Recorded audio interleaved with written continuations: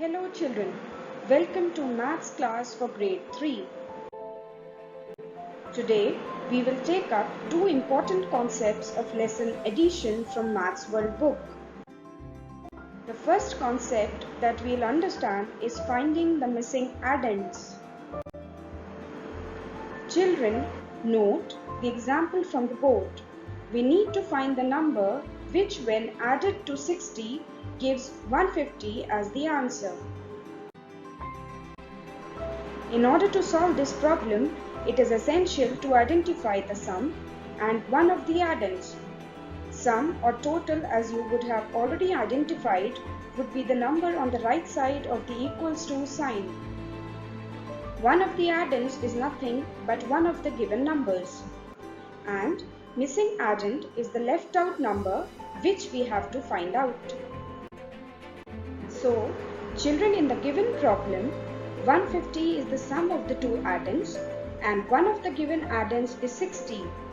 On subtracting this given addend from the sum, we will obtain the other addend.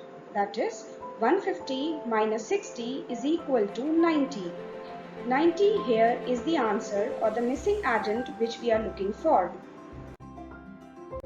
So, when we add 90 and 60, we get the sum as 150.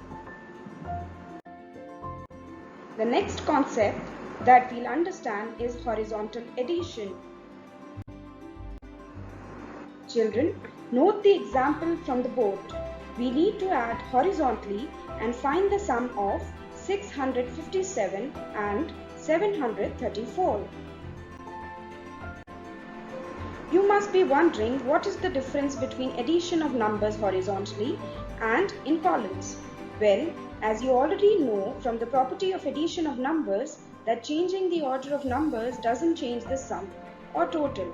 So, the only difference that you'll observe here is in the way that you write or present the numbers.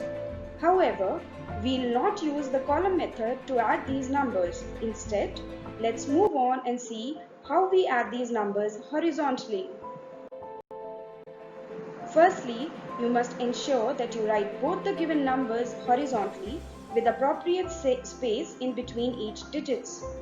This is done so as to avoid silly mistakes while calculating the sum. Start by adding the digits in the ones place of both these numbers.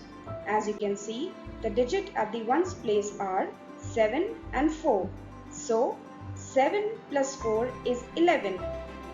We write 1 at the ones place and carry over the left out 1 to the tens place.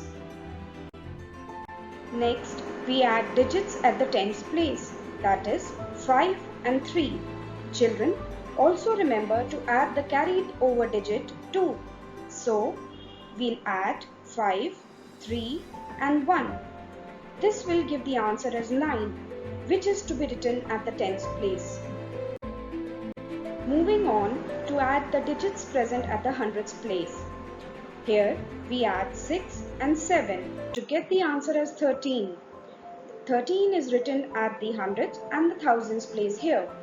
Therefore, our sum total of 657 and 734 is 1391. It is necessary to check your answers, children, through the column method to avoid any errors.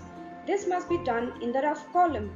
I always ask my students to make a rough column on the right hand side of the page and emphasize that children must make it a habit to cross-check their answers in this rough column till the time they are thorough with the concept. With that, we come to the end of this class.